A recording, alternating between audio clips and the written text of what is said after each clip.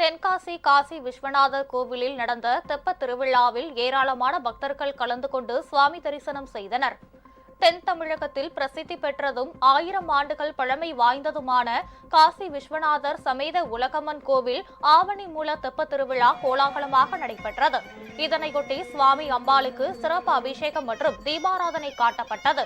தொடர்ந்து தெப்பத்தில் அம்பாள் நீராழி மண்டபத்தை 11 முறை வலம் வந்து பக்தர்களுக்கு காட்சியளித்தார்.